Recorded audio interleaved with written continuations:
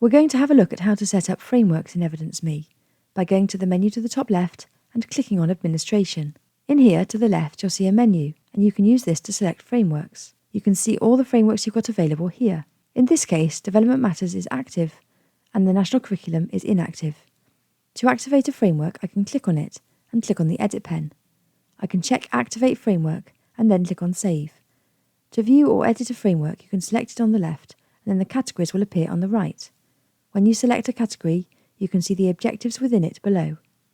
If you want to add a category of your own, you can click on the plus at the top. You can name your category and then create it. You can add objectives in the same way, clicking on the plus, naming the objective, and then selecting the objective level. You can also create your own frameworks. Add the framework in the framework area, and then add in the categories and objectives.